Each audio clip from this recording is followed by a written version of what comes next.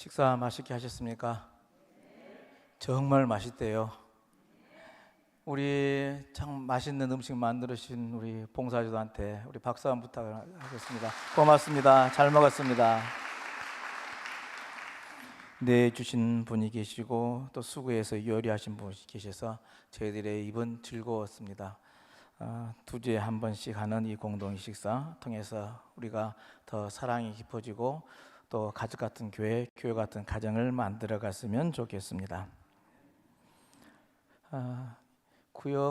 오후에 구역 연합회를 드리니 참 좋습니다. 여기 몇 구역인가요? 11구역. 딱 앞자리에 1, 2구역 드디어 쫙 잡으니까 평상시에는 항상 비어있는 자리인데 가득 채워져 있습니다. 그리고 결석생도 없는 것 같아요. 빈자리가 없이 가득 차 있는 거 보니까 우리가 6월 30일 이렇게 빈자리 없이 가득 채워 가봅시다. 강조 또 강조합니다. 이렇게 빈자리 없이 가득 채워서 하나님께 영광 돌렸으면 좋겠습니다. 오늘 인정받은 일꾼이라는 디모데후서 2장 14절로 15절 말씀을 이제 생각해 보는데요. 이런 예화가 있습니다. 한 번쯤 들어볼 만한 예화인데요. 젊은 부부가 사는 옆집에 어느 날 신혼 부부가 이사를 왔습니다. 둘 다 우리 권사님들의 눈에는 다 젊은 새댁들이지만은 그러나 그동안에 차이가 있었는 모양입니다. 근데 아침에 새댁이 빨래를 하는데 마당에 내렸는데 그 부인이 봤더니 빨래감에 얼룩얼룩 때가 그대로 있는 것입니다. 아니 아무리 새댁이라고 그렇지 빨래를 제대로 못하나?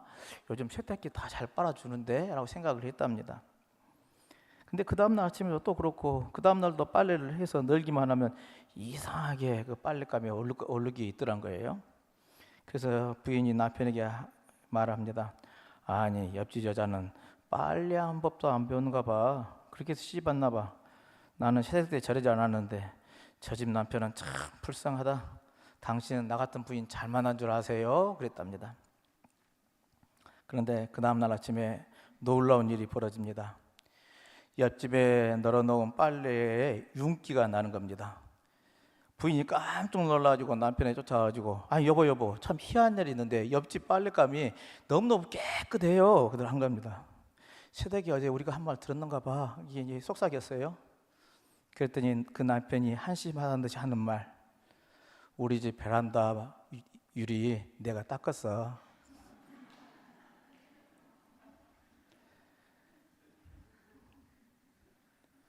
사람이 어디에 관심을 가지고 사느냐에 따라서 그 삶이 달라집니다. 어떤 사람은 늘 내가 아닌 다른 사람에게 관심을 기울고 살기도 하고요. 다른 사람의 단점, 다른 사람의 약점, 다른 사람의 부족함을 먼저 보는 사람이 있습니다.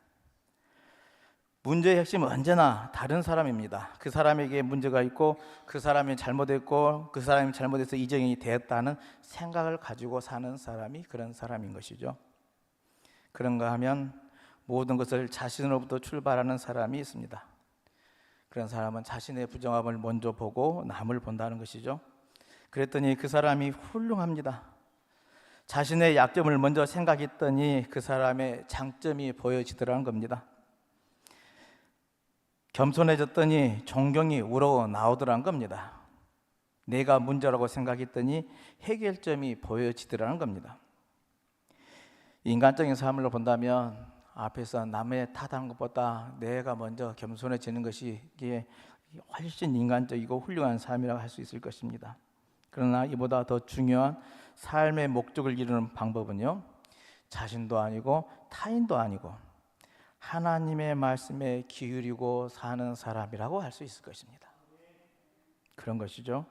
말씀이 내 삶의 기준이요, 내 삶의 방향이요, 내 목적이 되어져야 한다는 겁니다. 말씀에 기준하여 생각하고 말씀에 따라 행동하고 말씀이 나를 이끌어 가신 대로 살아가는 것이라는 겁니다. 그래서 잠시라도 말씀을 벗어나서는 갈 길 몰라 하는 이런 사람을 신학적인 용어로 영주도적인 사람이라고 표현합니다. 하나님의 일꾼은 말씀이 이끈 대로 살아가는 영주도적인 사람이 될 때 인정받는 일꾼이 되어질 줄로 믿습니다. 여러분, 모두가 다 이런 인정받는 일꾼들이 되시길 바랍니다. 오늘 성경 본문은 우리가 영주도적인 사람이 되기를 원하면서 무엇보다도 먼저 하나님의 말씀에 귀 기울이는 자세가 필요함을 이야기하고 있습니다. 오늘 디모데후서 2장 15절에 너는 진리의 말씀을 옳게 분별하라라는 말씀이 그 말씀이라 하겠습니다.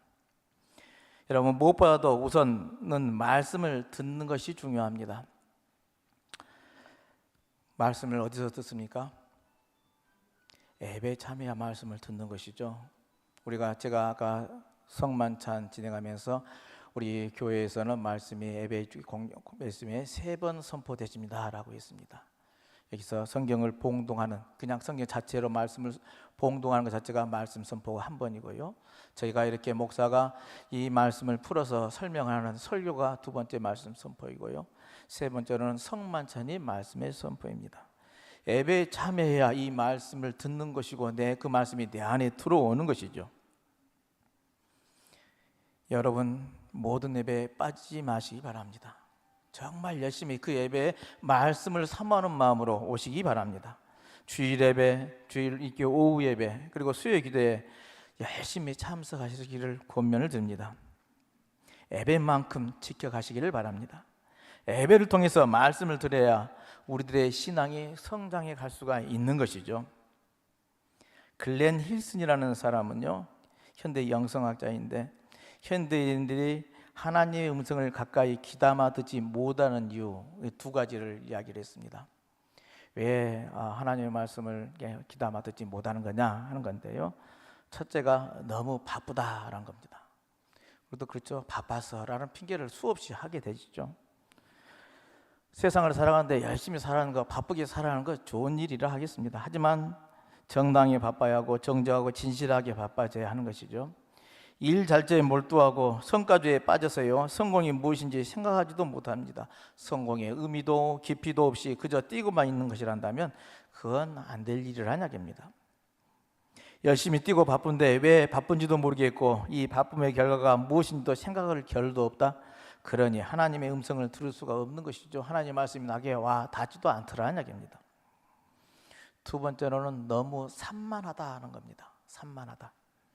지금 볼거리도 많고 들을 거리도 참 많습니다. 무엇이든지 원하는 대로 골라보고 골라 들을 수도 있는 시대입니다.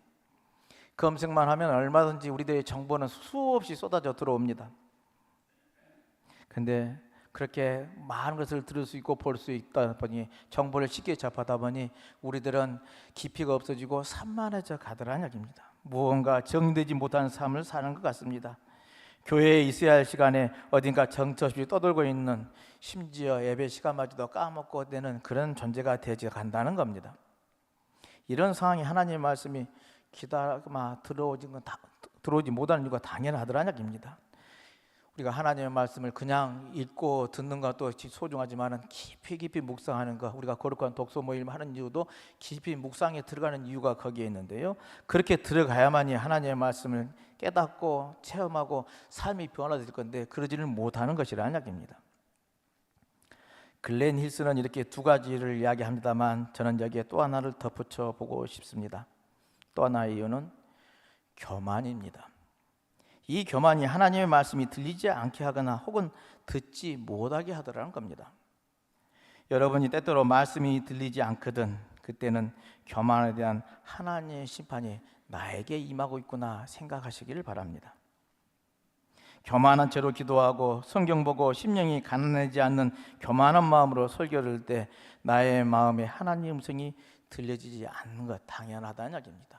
그리고 그렇게 하나님의 말씀이 들리지 않는 것은 내가 하나님 앞에 이제 심판받고 있는 중이구나라고 깨달아 아시자는 겁니다. 멸망을 좋아하는 사람은 아무도 없습니다. 실패를 좋아하는 사람도 어디 있겠습니까? 그러나 많은 사람들이 멸망하게 하는 이 교만을 즐기고 있다는 게 문제라는 이야기입니다. 성경이 말하기를 교만은 멸망의 선봉이라고 그랬지 않습니까? 다 알죠. 그래도 불구하고 언젠가 모르게 이 교만이 나를 자리잡고 있다 보니 하나님의 말씀은 온데간데 들려지지도 않고 깨닫지도 못하고 그렇게 살아가지도 못하는 것 아니겠는가 하는 겁니다. 예수님께서 설교하실 때도 들은 그때 당시 모든 사람이 똑같이 예수님의 설교 말씀 듣고 은혜를 받았냐? 그렇지는 않습니다. 우리 예수님의 설교를 듣고서 적개심을 품은 사람도 없지 않았죠. 그리고 예수님을 죽이려 모의를 합니다. 결국 마음의 문을 열지 못한 그들이요, 예수님의 설교 때문에 예수님을 십자가에 못 박아 죽이는 일까지 나서게 되어지더란 이야기입니다. 그러기에 우리에게도 이 말씀을 듣는 귀가 필요하다 하겠습니다. 그래서 예수님은 자주 말씀하시죠. 귀 있는 자는 들을지어다 라고 늘 말씀합니다. 저는 개인적으로 설교를 하면서 감사하고 보람을 느낄 때가 있습니다.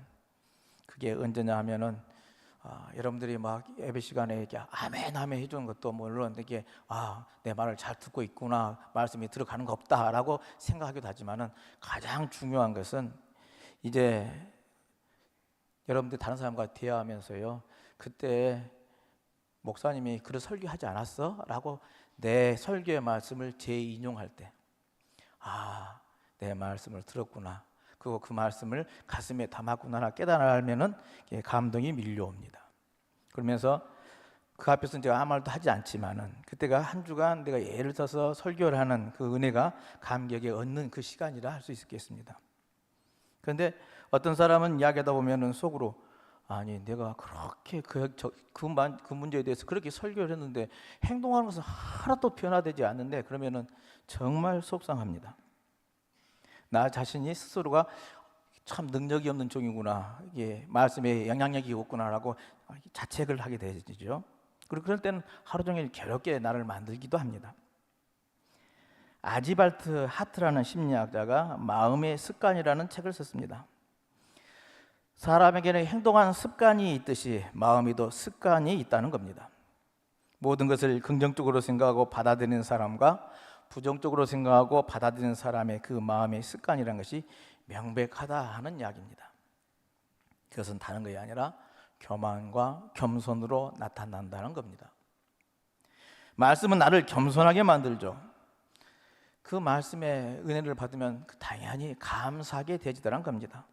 동시에 하나님의 음성이 마음으로 들려와지는 것이죠. 말씀을 마음으로 듣지 않기에 순종이 없습니다. 우리가 설교를 철학 강의나 아니면 성경 풀이하고는 전혀 다르게 우리가 말을 합니다. 왜? 다른 거거든요. 설교는 깨달아야 할 하나님의 말씀인 것이고요, 실천해야 할 하나님의 명령이기 때문에 그렇습니다. 이것을 아는 것이 진리의 말씀을 옳게 분별하는 지혜라 하겠습니다. 독일에 있는 리벡 교회의 낡은 벽에 작자 미상의 시가 한 수 새겨져 있다고 합니다. 주는 우리에게 말씀하시는 제목, 그 시 다시 한번 묵상해 보도록 하겠습니다. 띄워주실까요? 같이 한번 읽어보십시다. 너희는 나를 주라 부르면서 따르지 않고 너희는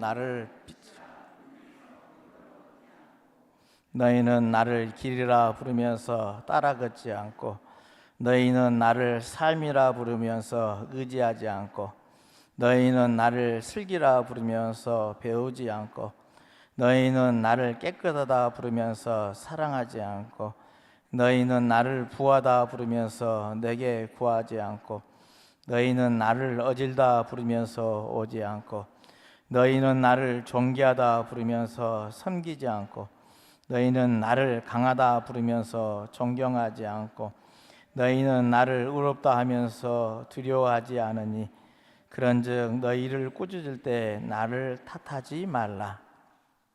아멘. 듣지 않으면 실천이 없고요, 들었다면 실천해야 하는 것이 말씀인 줄로 믿습니다.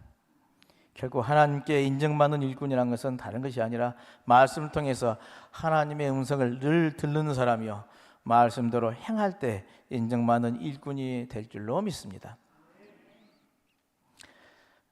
이 예화는 많이 들어봤을 거예요. 우리 부흥사들이 늘 하는 설교 레파토리 중 하나인데 우리들의 이 마음가짐을 되돌리기 위해서 저도 다시 한번 해봅니다. 성경 통독하는데 한 사람이 어찌나 지루하든지 건너뛰면서 한 절씩 봅니다. 그리고 말씀을 시킨 대로 해야지 결심을 합니다. 그래서 아무데나 딱 펼쳐보니까 예수님께서 가시니라. 그래서 그래 오늘 또 그만 읽고 가자 하고 나갔답니다. 첫날은 그냥 그렇게 집에 갔습니다. 둘째 날 역시 성경책을 아무나 펼쳤습니다.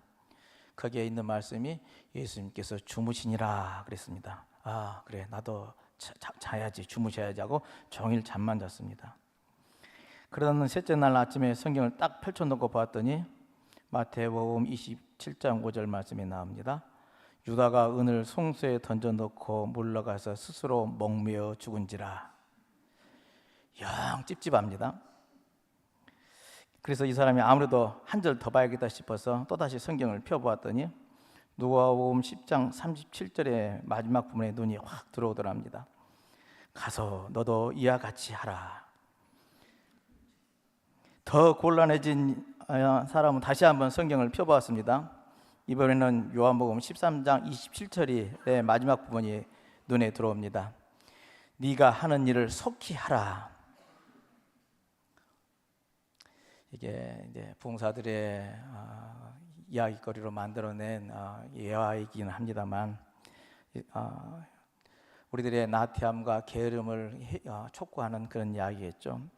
그리고 하나님의 말씀을 그때그때 내 합리화를 해서 존재하는 생각하는 내게 유리하게 해석하는데 들여다 붙여 쓰는 그런 우리들의 실태에 대한 고발이 아닌가 싶습니다. 처음부터 끝까지 예배 때마다 들려주는 말씀 자체가 하나님의 음성인 줄로 믿습니다. 진리의 말씀 앞에 여러분 순종하시기를 바랍니다. 무엇보다도 우리는 말씀 앞에 서야 될 줄로 믿습니다. 내가 말씀 중에 말씀을 드렸죠. 예배 참석하자. 무엇보다도 예배에 열심히 참석해서 하나님의 말씀을 삼아하고 그 말씀을 여러분의 것으로 듣기 위해 애쓰시길 바랍니다. 그 말씀이 나와야 성령의 역사도 일어나는 것이고 기적의 역사도 일어나는 것 아니겠습니까? 이 진리의 말씀을 옳게 분별하는 지혜가 여러분에게 충만하여서 모두가 다 우리 강진읍교회 우리 온 교우들이 인정받은 일꾼으로 살아가시기를 주님의 이름으로 축원을 드립니다.